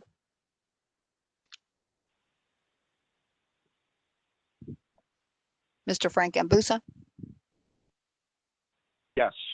Thank you. Ms. Amy Tansley, Yes. Ms. Anita Charlton, Yes.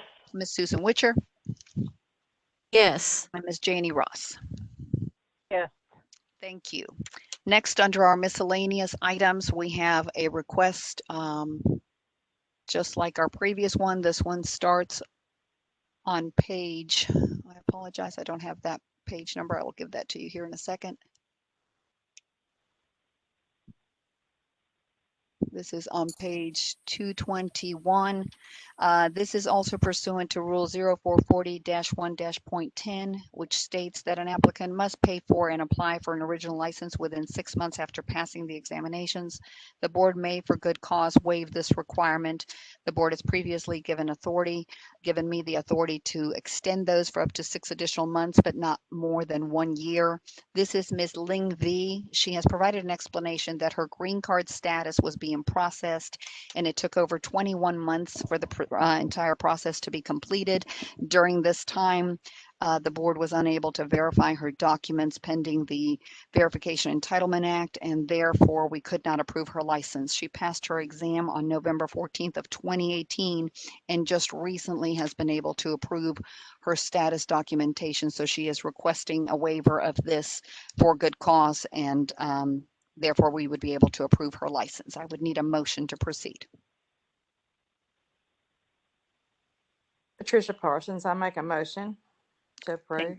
Thank you, Ms. Parsons. Do we have a second?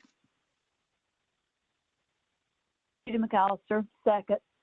Thank you, Ms. McAllister. We have a motion and a second to proceed licensing Ms. V, since she has been able to get all her status documents approved and meet that particular part of a statute. By roll call vote, Mr. Ron Gillihan, Yes.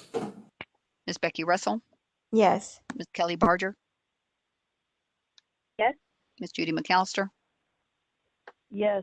Ms. Patricia Parsons, Yes. Mr. Frank Ambusa, Yes. thank you. Ms. Amy Tansley, Yes. Ms. Anita Charlton, Yes. Ms. Susan Witcher, Yes. and Ms. Janie Ross. Yes. Ms. Janie Ross, Yes. thank you. Board members, we are finishing up on our miscellaneous, and at this time we are on an incident that took place with PSI. Mr. Hui Duck Hong, are you still on the call? Do you hear me? I hear you. Thank you, sir. Let me explain to the board members. They may or may not have any questions, so I appreciate you being patient.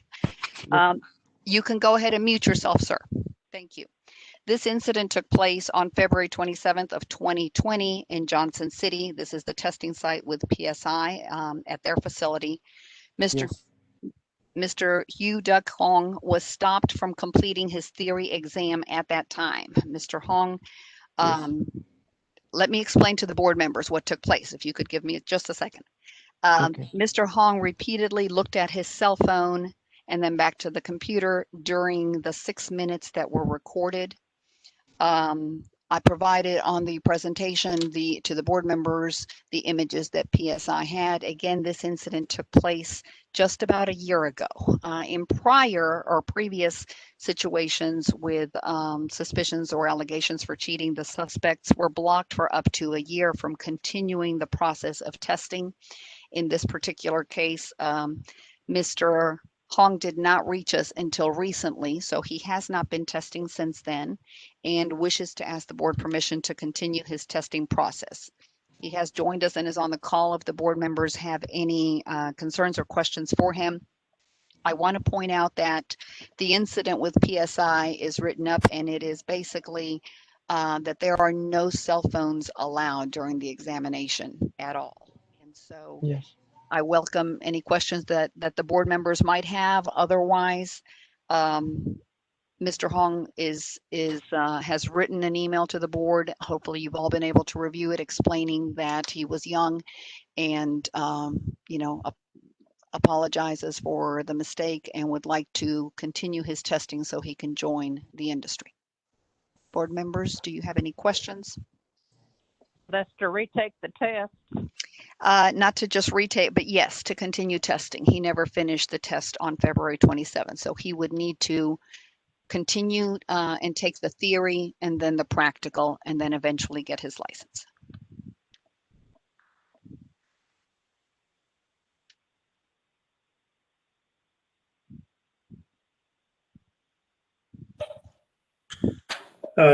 Roxanna, if I'm understanding this correctly, this is Ron. Yes, sir. He's already been waiting a year. Am I reading that correctly? Just about. 27th, 2020 is when the incident took place, and PSI automatically blocks the applicant until they hear from us. We really were not made aware of the incident until recently, and that is probably because this is directly a violation of taking his cell phone. On the photographs, obviously, there are reasons for concern and why PSI stopped the exam. On occasions, we've had other things that resulted in a full incident report of cheating.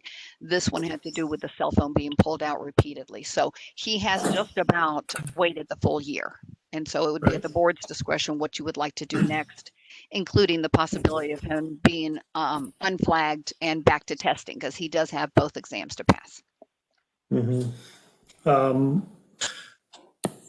I have actually observed how these people come in and are processed in at the PSI testing site.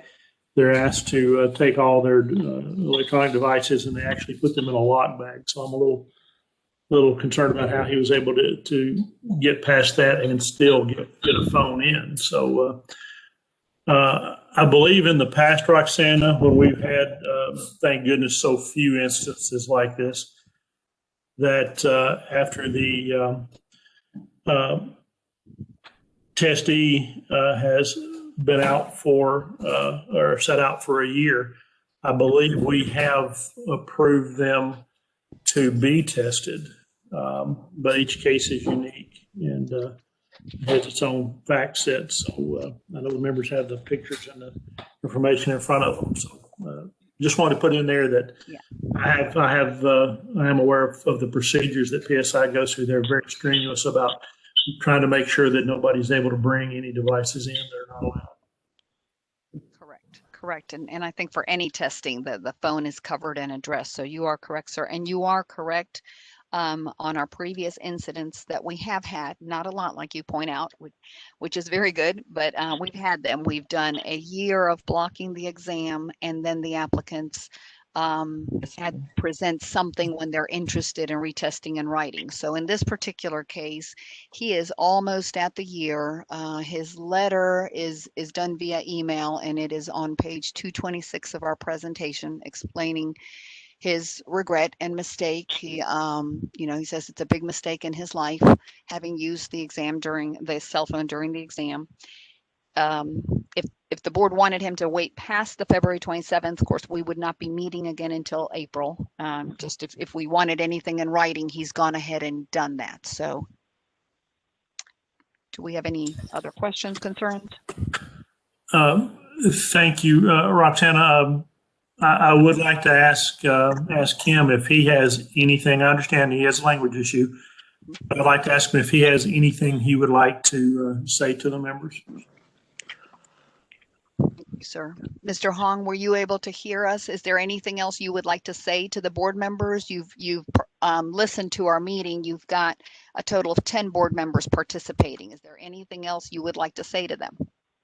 Yeah. I know I'm so wrong, right? But what do I need for? I can retesting attack of my my license, or I need to do something because I know I'm wrong, but that's why the my lesson of my life. Yep. What do I need to do? I can take a license or ever I can.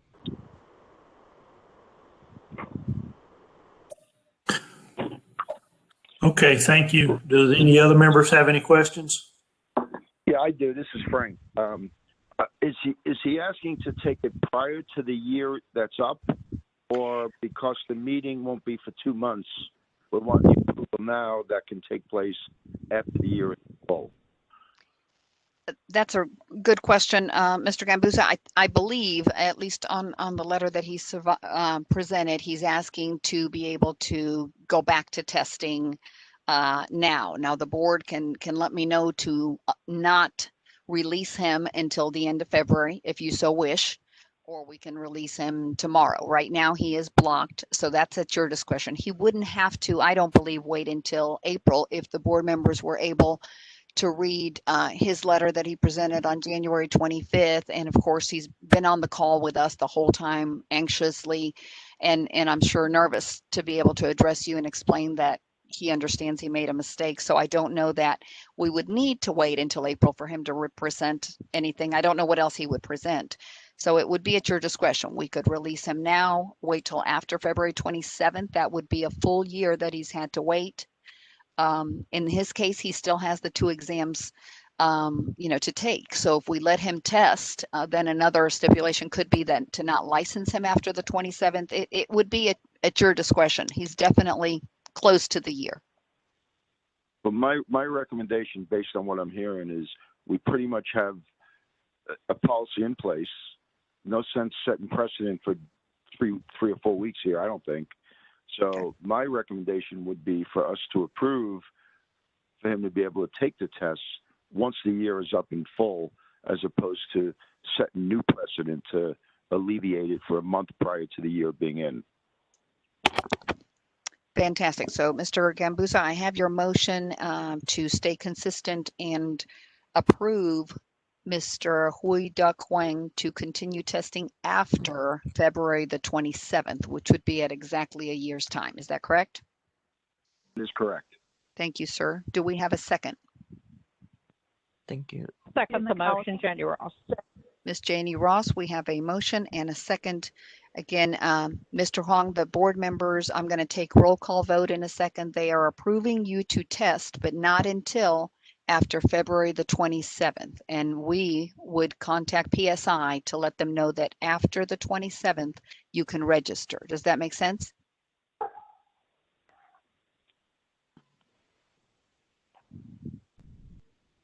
I will proceed with roll call vote, and I do have a way to make sure we will reach Mr. Hong after the meeting. It may be middle of the afternoon or later afternoon to make sure that he's understood the motion and that there's no miscommunication. So we have a motion and a second by roll call vote. Mr. Ron Gillihan? Yes. Ms. Rebecca Russell? Yes. Ms. Kelly Barger? Yes. Ms. Judy McAllister? Yes. Ms. Patricia Parsons? Yes. Mr. Frank Ambusa?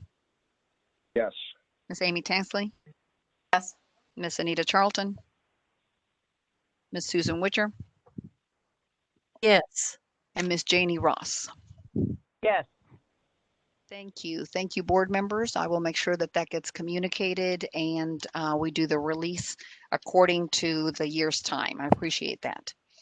Next on our agenda, we have the director's report. Hopefully everyone had a chance to look at it. Nothing huge on this to report. November was a big month as far as some amount distributions for technology. So we did end up for the first time in a very long time in a deficit for the month of November. It impacted most of the programs. The costbacks were just high that month.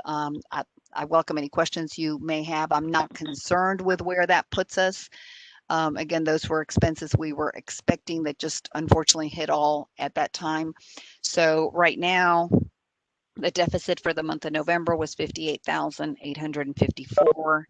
That also had to do with revenue being down due to COVID-19. We had a few pockets where we saw that, but it leaves our reserves at 1,101,891. So I think we're still at a good place, and hopefully in the next few months we'll see that level off.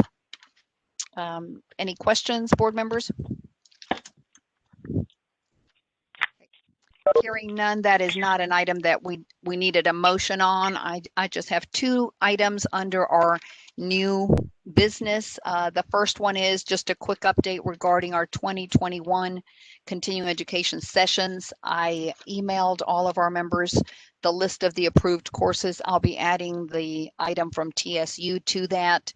And right now we have Ms. Anita Charlton set to take the session on June 6th and 7th with the Educator Success Seminar. And then Ms. Susan Witcher has signed up for the Professional Business Consultant session in September. We have a session going on right now that I'm going to join this afternoon and be able to do our laws and rules presentation. Any members that are on the call that know of a date that you want to add yourself on, I welcome that now. If not, I'm going to send it out one more time. I would love if we're able to, and I know how difficult things are, especially now, if you're able to attend one of the sessions, especially for those groups that have multiple dates, that would be great, just so you get a feel for how the session has gone on. And I'll make sure to get this out again. Is there anyone else that needed some feedback on these courses or to add themselves to a list? This is Jenny Ross. You can add me wherever you need me in West Tennessee. Okay, and most of these are virtual. I just want to remind you that, so you're able to attend almost anything. So Ms. Ross, I'll let you know, and one of those, yes, I will add you on. Thank you, ma'am. The only item that I have left, and I so appreciate everybody's time, is an item that came up at the middle of December, and so this has to do with our felonies. This is this new situation we saw in December regarding Mr. Cam Williams. He is one of our felony applicants that we approved. What happened with Mr. Williams? I'm sorry, it's Cam Washington. Mr. Washington applied to take the exams through an application to test that came to our office. He attended a school that had closed, and we approved him and put him into PSI several years ago, I believe in 2017. And so he would have been fine taking the exams and passing them at that time. By the time he did his application to obtain his new license, he was truthful on the application and stated that a felony had just recently come up. And unfortunately, we couldn't approve the license because we've not addressed this. It's not, so I've not approved any of the felony applicants without presenting them to the board. So Hugh Cross and myself had the conversation and determined that it did need to wait until the board met for you all to review the documents and give us permission for this. And I just wanted to take a moment and have that conversation since it's the first time it's come up. In this particular case, Mr. Washington had to pass up an opportunity to start working in December and wait until the board meeting. I'm surprised it hasn't come up before, but the 3 years has really limited those that we need to address. And we've got a great path with the agreed order. It's just in this particular case, it delayed him. He understood. He was very gracious and understood our path. I just want us to have the conversation to see if there's any time where we would have a situation similar to this, someone that is out trying to provide for their family. We look at the documents and know that the delay until a meeting would cause some hardship. Would it be something that the board would have the attorney and myself review and possibly move forward and then state it on the record later? I welcome any thoughts or ideas. It was worth having this conversation, I think, since it's the first time that it's impacted us. And any time that delays someone providing for their family, it is a very hard item to wait on. So I want to make sure we address it and see if there's anything else we could do. Roxana?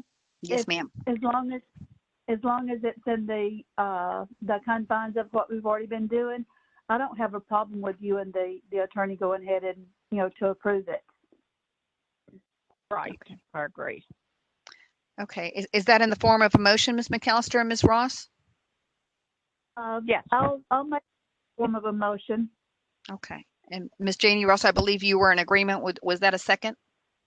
I do. Yes. Okay. I second. Let me reiterate what I think I'm hearing, and that way if any board members have concerns, Hugh Cross is on the phone. If I've missed something, he can also jump in. Ms. McAllister, I'm understanding that as long as it is documents in line with everything we've been doing, and this board is very gracious with opening up an opportunity for people to make things right and to get on track and to provide for their families. And we've never held back anyone because of a felony. On occasions, we've done 3 years instead of 2. But if I'm understanding the motion correctly, as long as it is in line with everything we have been seeing, and we would obviously need the letter from the individual, the letter recommendation, you would be okay with the attorney for the program and myself reviewing those documents and possibly moving forward with doing this agreed order. Is that correct? That is correct. Okay. Hugh, did I miss anything? I know that was a concern. Would you be comfortable with this? No, I don't think you missed anything. I would be comfortable, yes. Thank you. And again, this has not come up until now, so there's a good chance that we won't see it again. We normally address these things before the individuals take the exam. This was a little bit unique because the individual was approved to take the exam in 2017 and then didn't test for various reasons. And by the time he did test and pass, the felony was a new item. So we have a motion on the table and a second. Do we have any conversations, anything else, any concerns, board members, before I do roll call vote?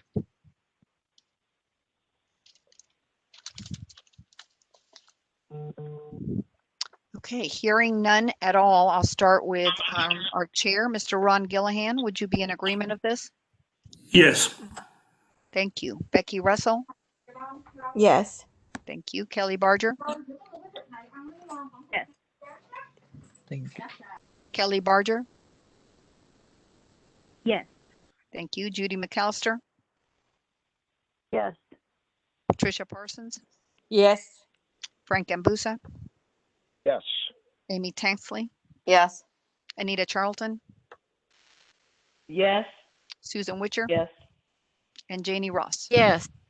Yes. Thank you. Thank you. Chairman Gillihan, I have nothing else. I'll turn it over to you for anything else you've got, sir. Thank you, Roxanna. I did want to say to Ms. Pete and the students that were attending today, we appreciate you participating. Some of you may have already gone on, but we do appreciate you taking an interest in seeing what your board is doing. It's your board, it's your industry, and we're here to serve the public. Roxanna, there was one thing that I think it's an order of housekeeping that we normally do at the first meeting of the year. I believe we need to readopt Robert's Rule of Order. You are correct, sir. The whole working on WebEx instead of in person did completely push that out of my mind. So we would need a motion and a second to follow, as you said, Robert's Rules of Order in order to conduct our board meeting business. Patricia Parsons, I would like to submit to follow Robert's Rules of Orders. Thank you, Ms. Parsons. We have a motion. Do we have a second? I'll second. Mr. Frank Gambusa, we have a second. I will do roll call vote to proceed with this. Mr. Ron Gillihan, Yes. Ms. Becky Russell, Yes. Ms. Kelly Barger, Yes. Ms. Judy McAllister, Yes. Ms. Patricia Parsons, Yes. Mr. Frank Gambusa, Yes. Ms. Amy Tansley, Yes. Ms. Anita Charlton, Ms. Susan Witcher, Yes. Ms. Janie Ross. Yes. Perfect. Thank you so much, Mr. Gillihan. I believe we also vote on our chair and vice chair, or am I off on our meeting dates for that?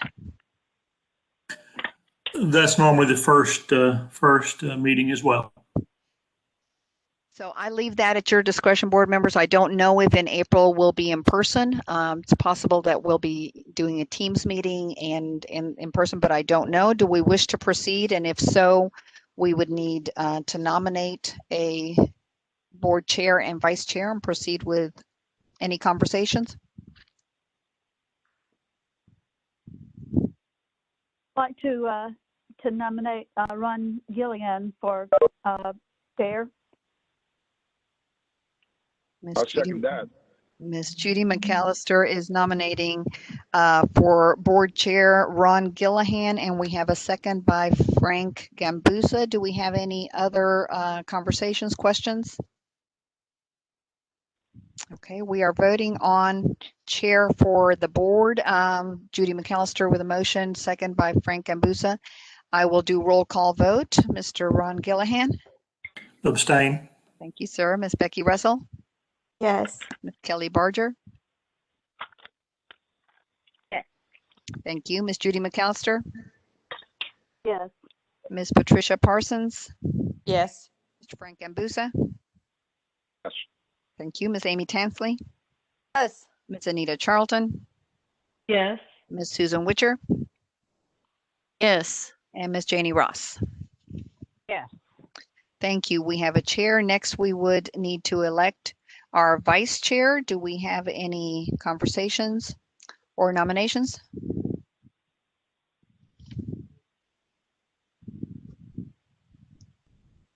I nominate Becky Russell. I'd nominate Becky Russell for vice chair. Thank you. Great minds think alike. We have a motion by Ms. Janie Ross and a second by Ms. Judy McAllister, I believe.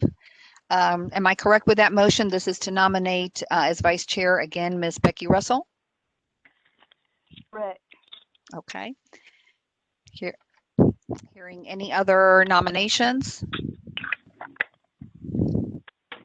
Hearing none, I will do roll call vote. Mr. Ron Gillihan. Yes. Thank you. Ms. Becky Russell. I'll abstain. Thank you, ma'am. Ms. Kelly Barger. Yes. Judy McAllister.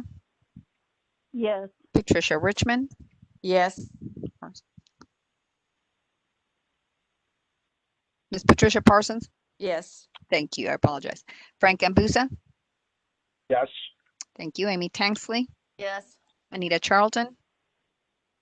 Susan Witcher, Yes. and Janie Ross. Yes. Miss Janie Ross? Yes. Thank you. Chairman Gillihan, congratulations. Vice Chair Russell, congratulations to you both. Thank you for a great job. You know how your entire board supports everything you do. Thank you. Thank you very much. Thank you. Roxana, I don't believe there's anything else on our agenda for today. I don't think so. And thanks to you, we didn't forget these important pieces. So I'm very appreciative. I think we can consider a motion to adjourn. Do we have a motion? Make a motion to adjourn. Thank you. We have a motion and a second, and I believe we don't need to do roll call vote. So I have the meeting ending at 11:17. Thank you all so much, and hope to see everyone, or at least some of us in April. I will keep everyone posted as far as how the next meeting will be held. Thank you. Thank you. Thank you. Have a great day, everyone. Thank you. You too. Everyone have a great day. Bye. Thank you.